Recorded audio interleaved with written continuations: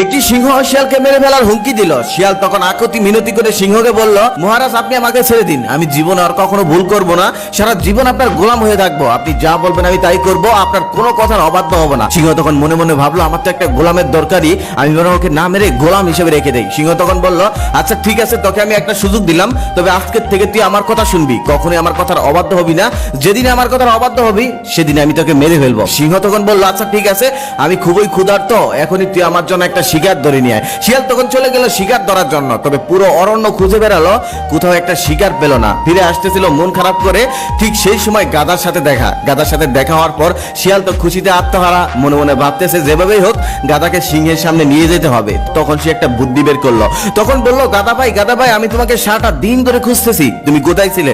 গাধা তখন বললো, কেন? শিয়াল তখন বলতেছে, বনের রাজা সিংহ তোমাকে একটি পুরস্কার দিবে, তিনি পুরস্কারটা তোমার নিজ হাতেই দিবে, তাই তোমাকে যেতে বলেছে, আমার সাথে চলো। গাধা তখন খুশিতে আত্মহারা হয়ে গেল। তারপর সে নাচতে নাচতে শিয়ালের সাথে যেতে লাগলো। গাধা যখনই সিংহের সামনে গেল, তখনই সিংহ মারলো তাকে এক থাবা। সেই থাবা থেকে কোন রকম ছুটে গাধাটা দৌড়াতে লাগলো।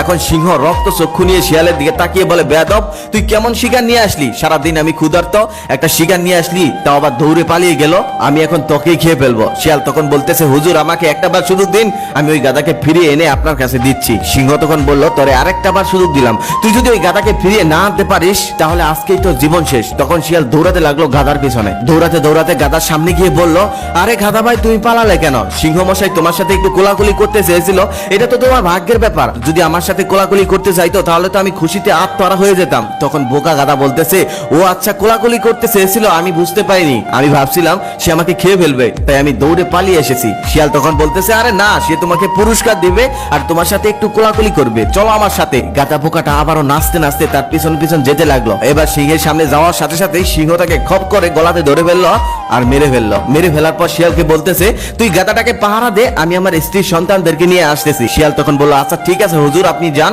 আমি পাহারা দিচ্ছি। সিংহ চলে যাওয়ার পর শিয়াল মনে মনে ভাবতেছে, সারাটা দিনও শিকারের পেছনে ছুটলাম, আমারও তো প্রচুর ক্ষুধা পেয়েছে, আমি বরং গাধার রক্তটুকু খেয়ে ফেলি, সিংহ আসলে কিছু একটা বুঝিয়ে দেব। তারপর শিয়াল সেই গাধার সমস্ত রক্ত খেয়ে ফেললো। সমস্ত রক্ত খেয়েও তার পেট বলল না, এখন সে চিন্তা করলো মজকটাও খেয়ে ফেলি, সিংহ আসলে কিছু একটা বুঝিয়ে দেব। তারপর সে মজকটাও খেয়ে ফেললো। মজকটা খেয়ে সে সেখানে বসে রইলো। কিছুক্ষণ পর সিংহ তার পরিবারকে নিয়ে চলে আসলো।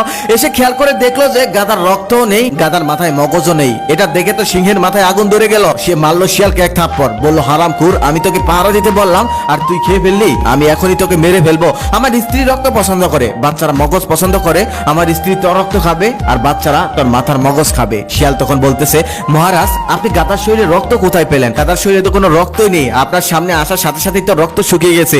আপনার মতো একজন বনের রাজা সিংহ, এত বড় রাজা আপনি, আপনার সামনে আসলে যদি গাধার রক্তই ভয়ে না শুকিয়ে যায় তাহলে আপনি কেমন রাজা হলেন? সিংহ তখন মনে মনে ভাবতেছে, ঠিকই তো, আমি হলাম এই বনের সব থেকে বড় রাজা, আমার ভয়ে যদি গাধার রক্তই না শুকায় তাহলে আমি কেমন রাজা হলাম? সিংহ তখন বলতেছে, আচ্ছা ঠিক আছে, রক্তের কথা না হয় বাদ দিলাম, মগজটা কোথায় গেল?